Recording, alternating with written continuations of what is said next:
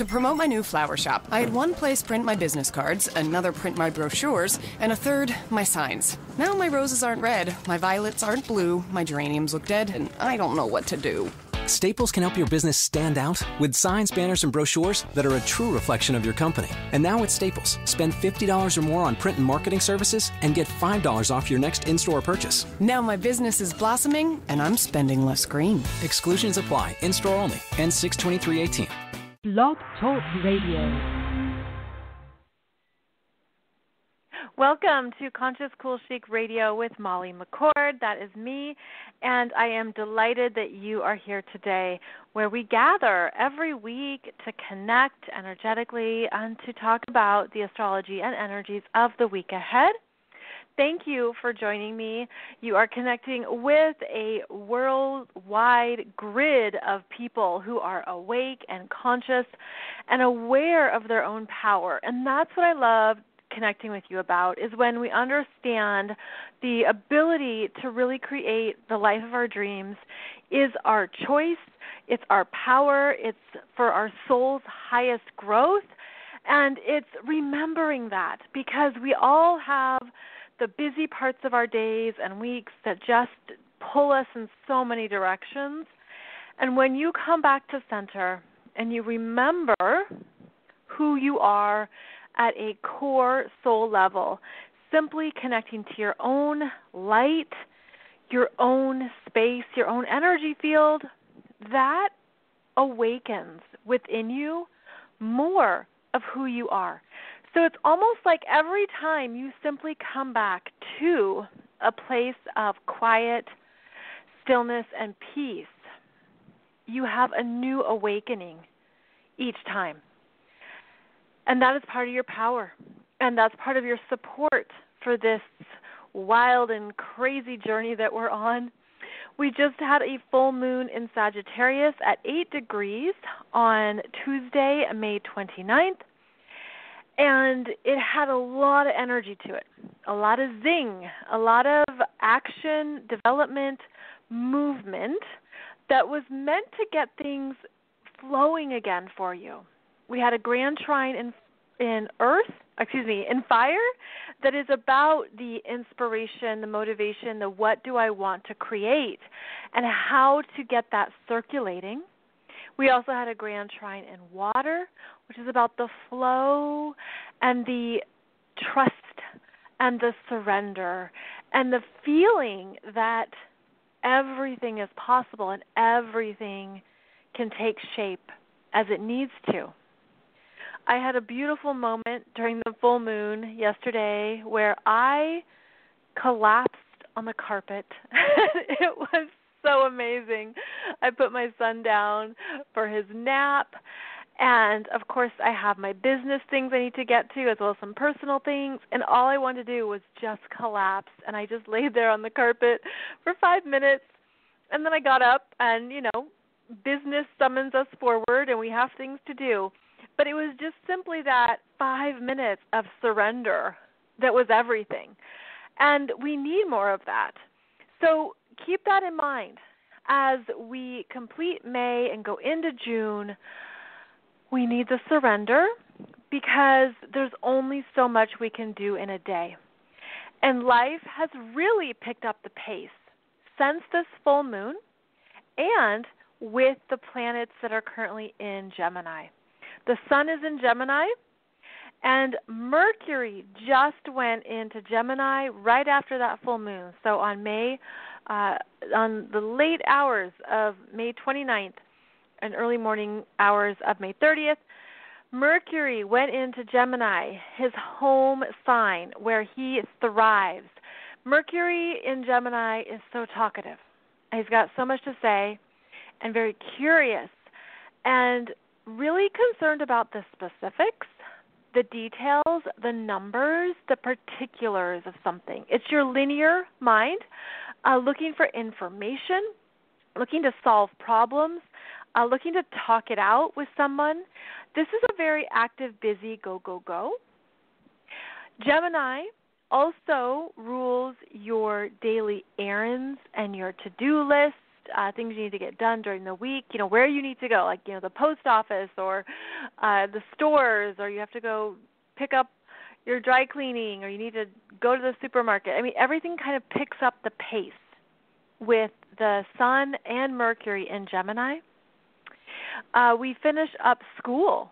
A lot of schools are either out or getting out during Gemini season.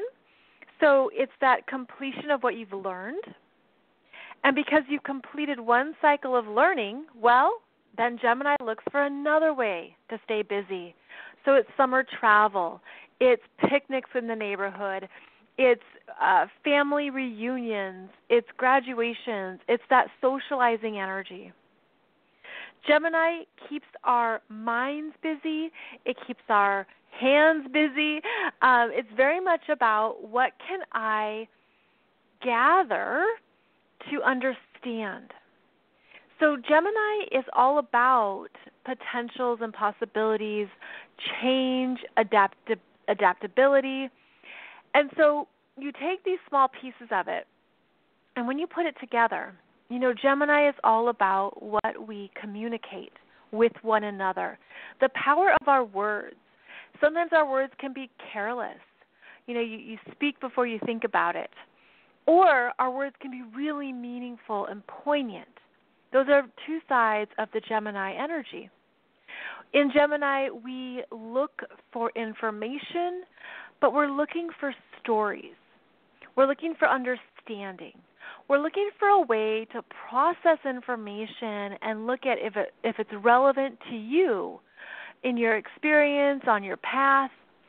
So we all kind of perk up our ears when Gemini energy starts going, because we get a little bit more buzzy and we're ready for more stimuli. So it's the newspaper, it's scrolling, it's looking at this website and this website and this website. And this is why, my friends, we have to take that moment to collapse onto the carpet on the floor, to meditate, or to do something that shuts down your mind, because you can become quickly overwhelmed. And Gemini is associated with the anxiety, the overthinking, being too much in your head. Has anyone ever told you that, or have you ever observed that in yourself? I'm too much in my head about this, because we're overthinking it. And if you look in our world, well, we're conditioned at this point to always be consuming information, whether it's visuals, the stories on the internet, like the different articles you read, all of that. Just listening to this podcast. This podcast is Gemini. So we have to turn off and shut down and turn away. That's really what that's really how to balance the overactivity. It's coming back to, okay, if life gets really busy, how can I manage it? Because that's the healthy Gemini energy, is that you're a self-manager. And you can say, all right, I've got one thing here in my left hand, another in my right, but I can manage both of these, and then I could take a break, reassess, and come back and get going. So I feel like the conscious Gemini energy we want to work with is understanding the power of our choices, another Gemini word, our choices and our possibilities. And it can feel like there's a lot coming up. The Mercury energy is going to be moving forward and making a conjunction with the Sun in Gemini. So this is extra buzzy. This is when we talk so fast that our brains can barely keep up. And this conjunction between the Sun and Mercury is going to be at 15 degrees, 14 degrees, and 15 degrees on Tuesday, June 5th, and Wednesday, June 6th, so next week. But I think you can probably just feel the increase in activity, right? Like it just feels like things got busy, more information, I got to get moving, I got to try this, or what about that, or you get more emails, you're getting more responses. There's just a lot that picks up the pace, which we need, because after Taurus at the end of Taurus, okay, the last few degrees of Taurus, we can be stagnant. We can be still. We can be stuck because we've been observing, we've been thinking, we've been in our own private domains. And so we can be in that place of comfort to the point of laziness. And Gemini says, all right, get up, let's go, we're going to get some things happening here. So that's where you're going to feel this energy perk up wherever the Gemini energy is in your chart. Things just get moving. And they're meant to be engaging and interesting, and you're meant to have a sense of what can I learn, what information is relevant to me, what can I take from this that will be useful, that is information I want to keep. So that's going to be increasing. And then when the Sun and Mercury make a conjunction, oh boy, it's just like talking nonstop. It's very active, and so you might get information from somebody else. Gemini is about your siblings, your neighbors, people in your local environment, people that you have conversations with at the library, at the gym, at a cafe, at happy hour. So you might get some good information that you hadn't realized on Tuesday or Wednesday the 5th or 6th, because everything just comes to life when the Sun and Mercury meet up, because Mercury has stories to tell. He's been collecting all this stuff since he went retrograde, and he's been very independent, okay, because he went retrograde in Aries, and then he plodded through Taurus, and now he has information he wants to share with you that he's collected. And we're going to hear that information June 5th and June 6th. Now, the other thing we have in play here that keeps the energy moving and dynamic is Mars is in Aquarius, and Mercury is going to be trining Mars. So Mars in Aquarius is very much about where you're going next. What's the vision? What's the path? Where are you taking yourself? Where is your life headed? That's the bigger picture of Mars in Aquarius. But Mars is that self-assertive energy, and he's independent, just like Aquarius is. So it's a sense of, I'm going to do this for me. He can be rebellious in Aquarius. He can be very focused on his path and his goal, because Aquarius is a fixed sign. So the Mars in Aquarius energy, however, is asking you, well, what do you want? Because Mars is all about our desires. But don't forget the other people. And that's Aquarius too, is the other people that you cooperate with, that you network with, that you engage with. Aquarius is the sports team. It is the sorority. It is the tribe, the Rotary group, Kiwanis. It is any of those networks. It is a Facebook group. So Mars is now in Aquarius, and he's in what's called his shadow, because Mars is going to be going retrograde June 26th, and he stations retrograde at 9 degrees of Aquarius. So he's going to be covering this same turf until October. So this is important because Mars is slowing down, and he's going to be hanging out in your natal chart between 9 degrees of Aquarius and 28 degrees of Capricorn. He goes retrograde to 28 degrees of Capricorn, and that's when he stations direct on August 26th and then goes forward again.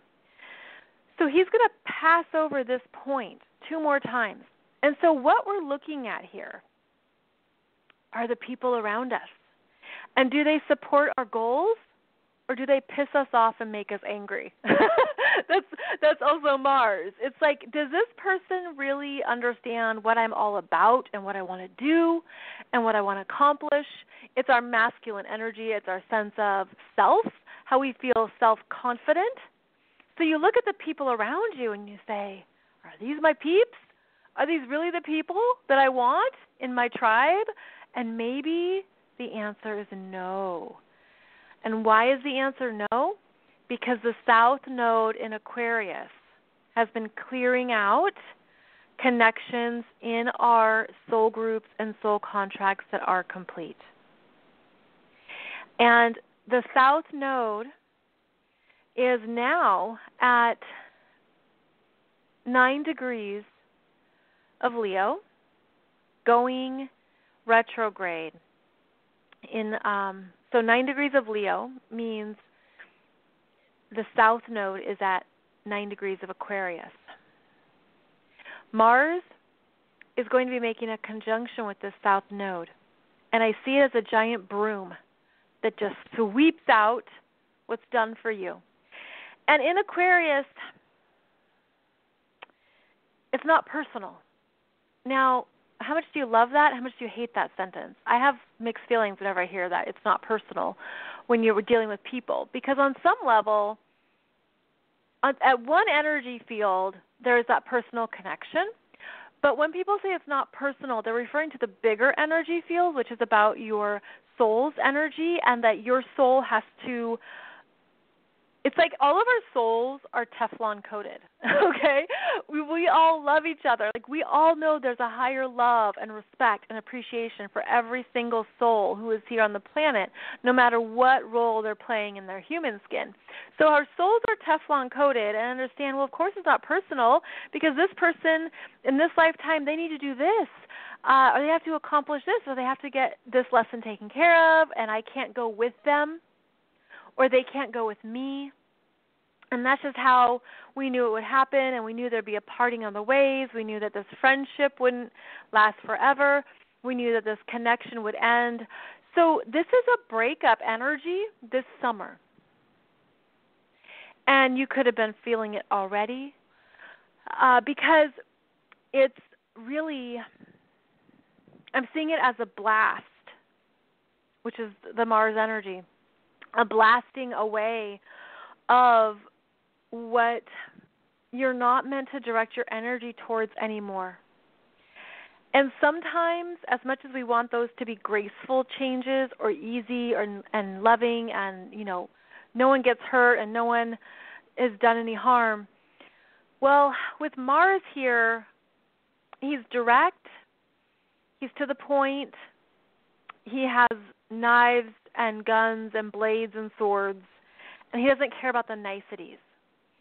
So there could be a feeling of abruptness, like an abrupt change, an abrupt breakup, an abrupt letting go. And this is important to know because of Mars squaring Uranus that we've been talking about. And let's see, Mars, he's currently at 5 degrees of Aquarius. So he's moved past the Uranus square, because Uranus is at 0 degrees of Taurus. I mean, it's still in orb enough. But one of the energy signatures of this summer is in your, wherever the early degrees of Aquarius are in your chart, things are changing permanently. And this can be freeing for you, by the way. It doesn't mean that it's something, it can feel like something that you didn't realize, maybe it was a blind spot, something that you didn't see before. But this energy, it's a soul level thing. I mean, it's just how this is all lining up with the South Node in Aquarius, Mars going over the South Node, and then squaring Uranus. It's like you're done with the crap of, like, I'm feeling like 8 lifetimes. And that's why it's so comfortable. We can be comfortable in lower standards. We can be comfortable in lower places of self-worth and self-value because we didn't know better, or we didn't know more, or we didn't know true love, or we didn't know abundance. And so we get comfortable settling. And one of the energies of this summer is settling. And by the way, you're going to be supported with that, like it or not. So it's kind of like something gets blasted away. And depending on where this is in your chart, again, the early degrees of Aquarius, it's being blasted away because you're done with it and you're ready for more. You're ready for that next higher vibration to come in, and you've probably been unconsciously settling or gripping it. And I'm getting the image of hands gripping on to a rope, and it's like, well, this is my rope. And Source, God, the universe says, actually, darling, I love you too much for you to settle on this measly rope. You're ready for more. So you got to let go. But Aquarius can be in its comfort zone. It can be rigid. It can be on one track that you think is right. But you know how things can just, okay, so I'm getting the image of a road, a 2-lane highway. And you're driving down that 2-lane highway, which is meant to be the Aquarius energy of this is where I'm going, this is the road, this is the path. And then you go up a hill and down, and then all of a sudden this road like opens up to like 16 lanes. And that can be a lot for the Aquarius energy because you're like, I thought this was, wait, what? And then it's like, no, you have so many more possibilities. And okay, and now I'm feeling like actually any lane you take, it's a quantum leap lane. So what we're doing here is we're actually getting rid of stuff that has unconsciously held us back. It was comfortable, but it was underneath a fear. There was a fear there that there wouldn't be more, right? There's comfort in a 2-lane road because you're like, well, I know this road. I know the lanes. I know where I'm at.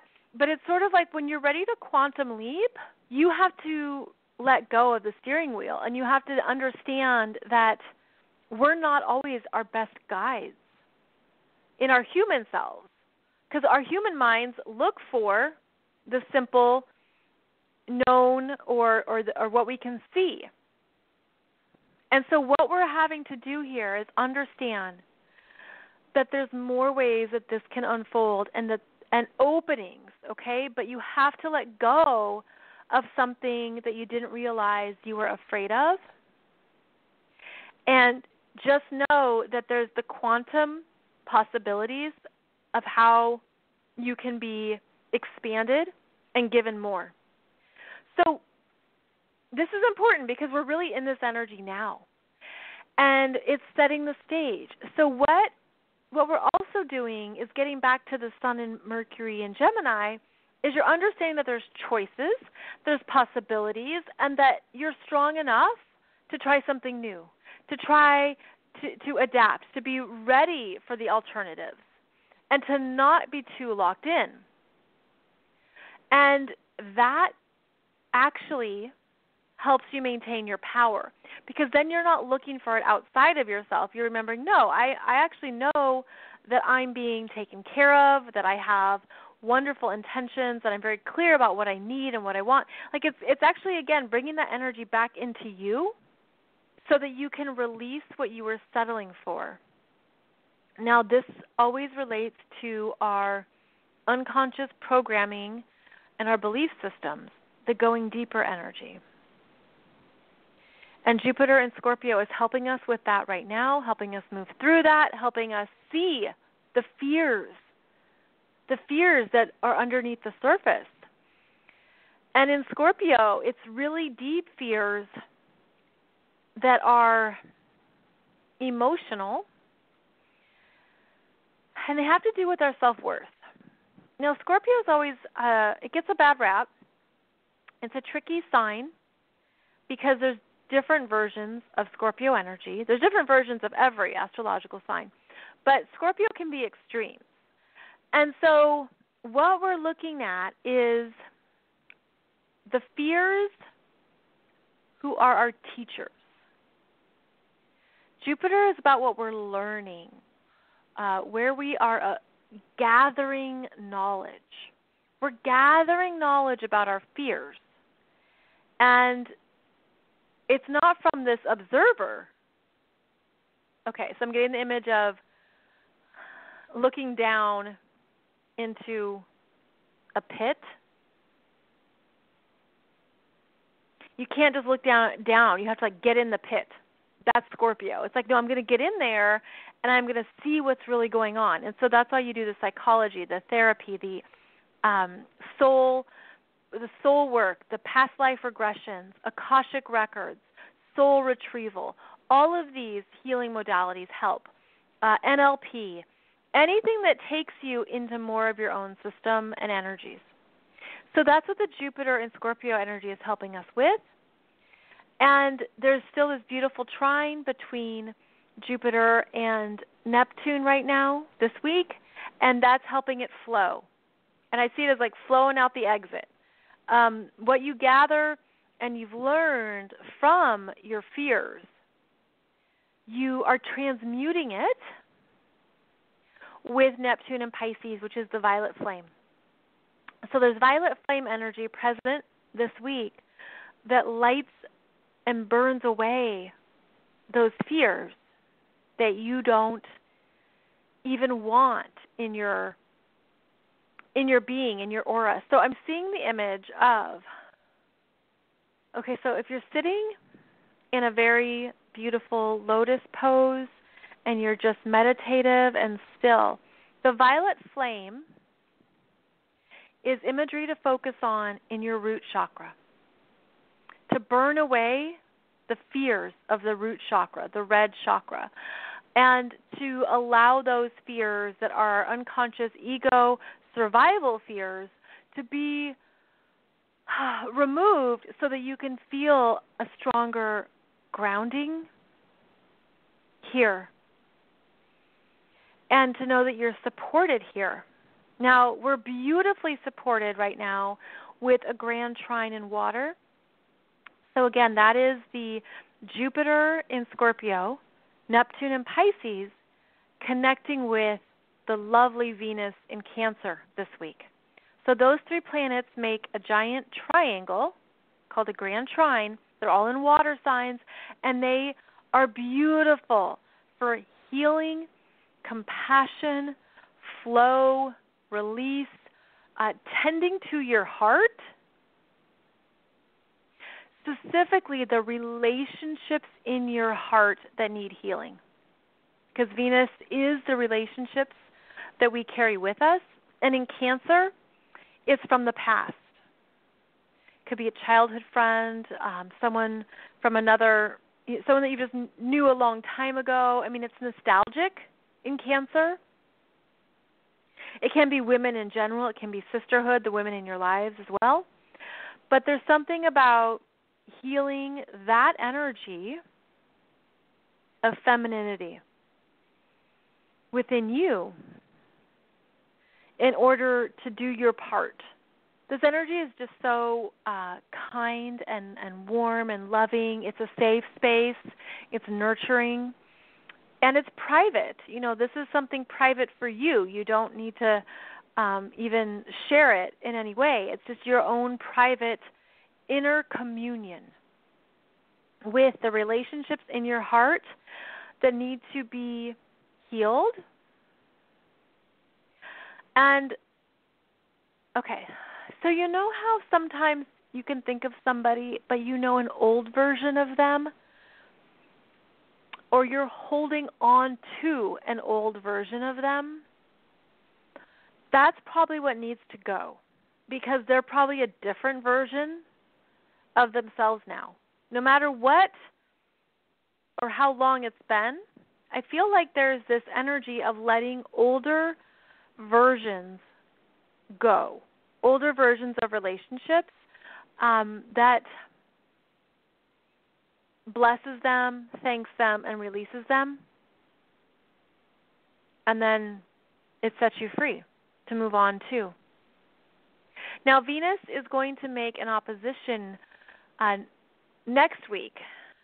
It's not there yet, but it's going to make an opposition to Pluto at 21 degrees. That will be the weekend of June 12th and 13th. And this can show up as a power struggle. It can be a sense of feeling powerless with money or finances, or it can be a relationship. It can be a relationship with a mother even, because anything with Cancer pertains to mothers and motherhood. So we're looking at how femininity is evolving, how it's evolving right now. And you can see examples of it everywhere. I thought it was really amazing just this other day when the television show Roseanne was canceled because of the horrible racist remarks she made. And I thought it was so powerful what the network had said, and I believe she's an African-American woman, and she was like, this doesn't reflect our values. And it doesn't matter if you're the number one show on TV in the U.S., you're done. Like, if you're not respecting our values, well, that's also Venus. So that's an interesting example, too, of how femininity is evolving and what are the values and what are the standards that are acceptable in a public way, So that's quite fascinating. Let me see here. I'm looking at who else we need to talk about. Saturn is retrograde still because he just turned retrograde last month. So he's now going backwards to 2 degrees of Capricorn. Saturn will be going retrograde until September 6th. And so he's going back to review what we started in January and is asking us to look at our level of commitment. So wherever the early degrees of Capricorn are in your chart is where Saturn is reviewing. Every time a planet is in retrograde, it does the RE words. Review, reprioritize, recommit, and reconsider. And so now, with Saturn retrograde, he's looking at your Capricorn duties, responsibilities, career, profession, work obligations, essentially asking you to deeply consider, am I doing the work I want to do? And am I doing my personal work to be more responsible, disciplined, and mature? Saturn in Capricorn is actually a feminine energy. I always think of it as a masculine energy because we talk about it in such like a serious way, and Saturn is usually described as a he in astrology. And yet it's a feminine sign. Capricorn is an earth sign, and all the earth signs are feminine energies, the Mother Earth, right? Mother Earth, Gaia, feminine energies.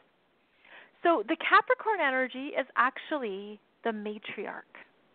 It's matriarchal energy. It's the crone. And it's the mature, older, feminine archetype that has experience and wisdom. She's learned a lot from all of her time and her years. And so she has a different perspective.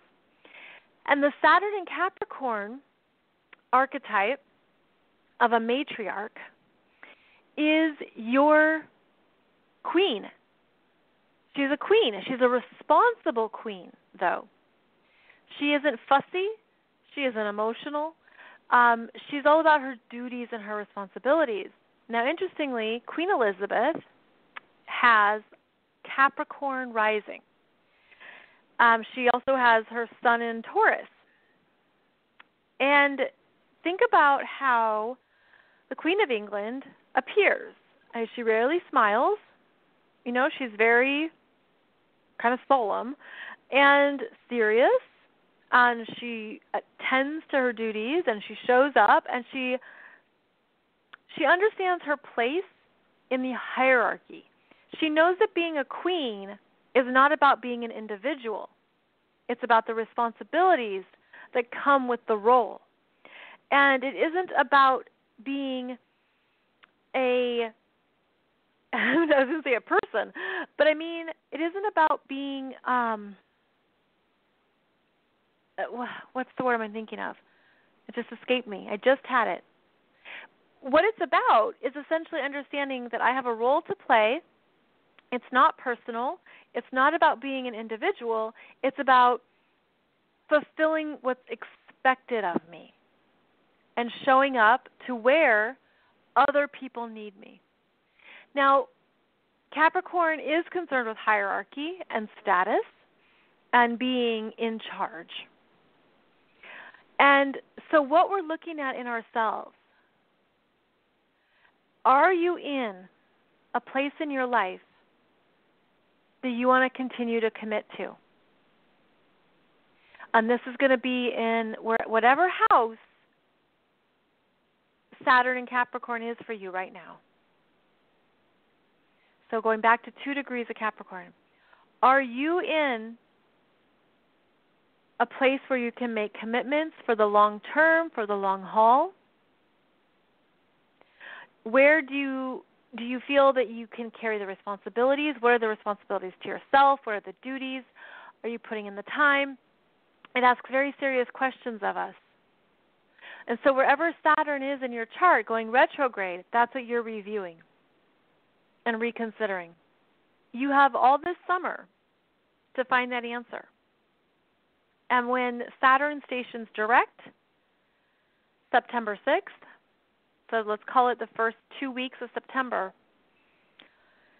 you might have a new understanding about how you're using your Capricornian energy and your career and your profession, and if you're in the right lane for what you want, and if you're in the right lane for where you want to go. So we're doing that. How about that? In addition to everything else, we have the Capricorn energy asking us to really take our time and look at our level of commitment, to what we're doing, and if it's really what we want to be doing. We have the Saturn and Capricorn energy until the end of 2020.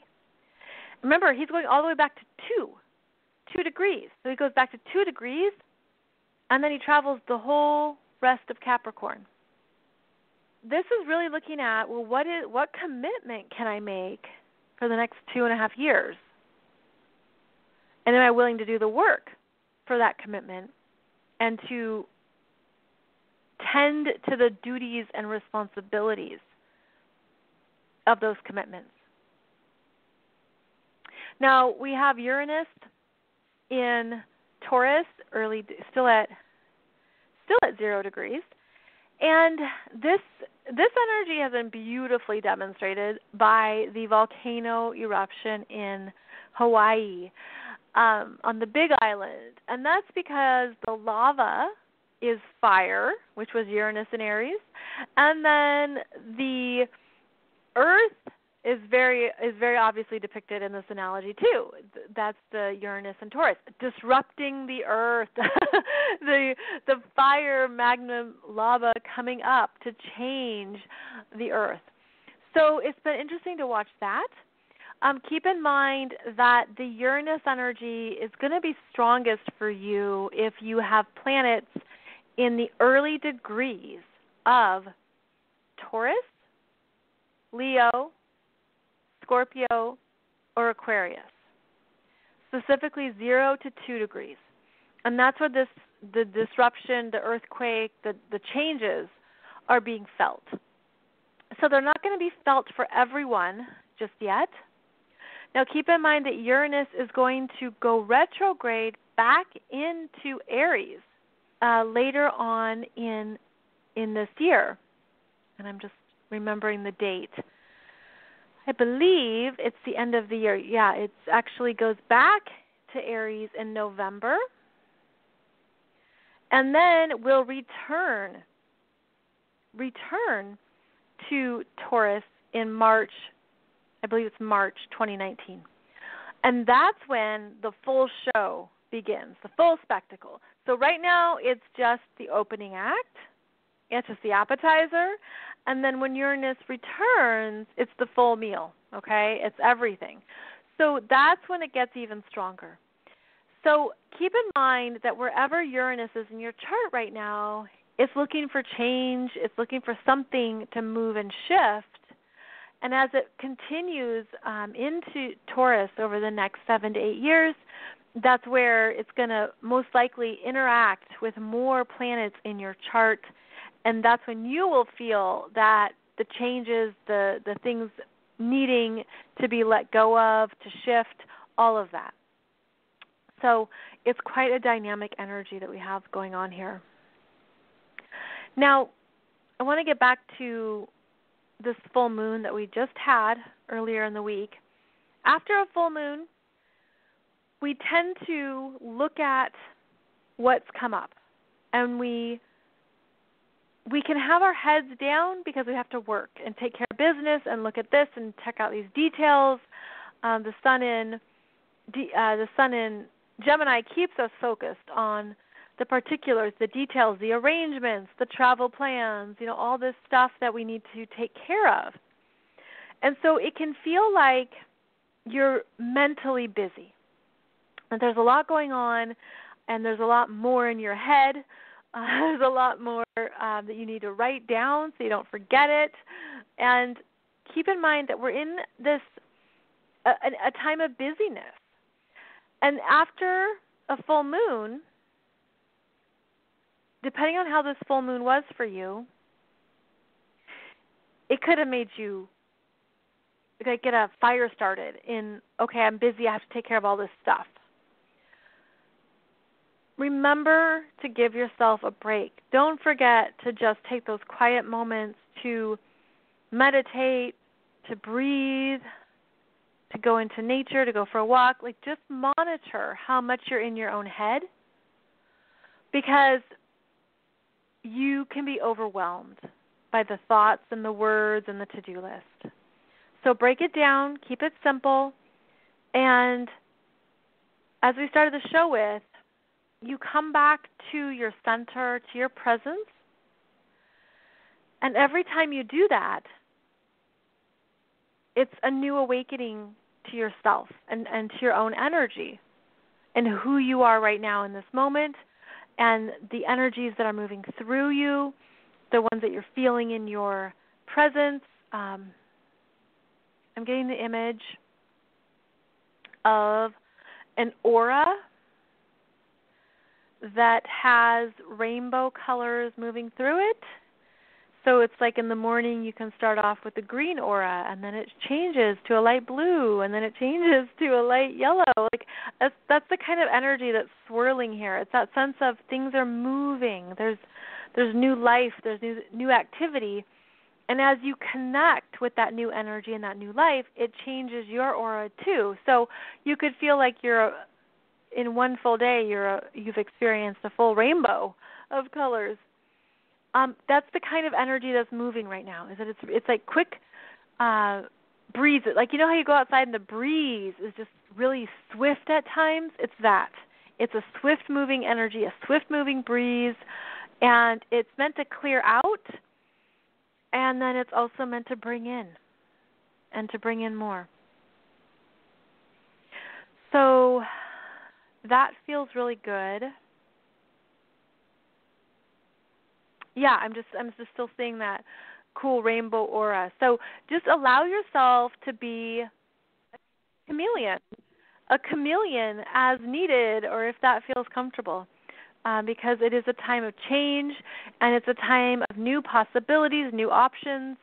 And remember, when the Sun and Mercury make a conjunction together, you're going to get new information, new details, new things coming forward that will probably be something that you hadn't realized, but hopefully opens you up to even more choices.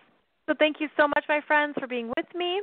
I appreciate you sharing this show in your Facebook groups and online, and I appreciate you listening. However you connect, we are an awesome global network of people, and I'm so very grateful for you, your messages, all of the work you've done to become this fully awake and conscious person. Please know that it matters and that it's needed right now. And even if you don't even see or feel that validation It's very valuable. So I'm grateful for all of you. You can check out more on my website, consciouscoolchic.com. Otherwise, I will see you back here next Wednesday, friends. And until then, I hope you have a beautiful week ahead. Thank you so much. Take good care.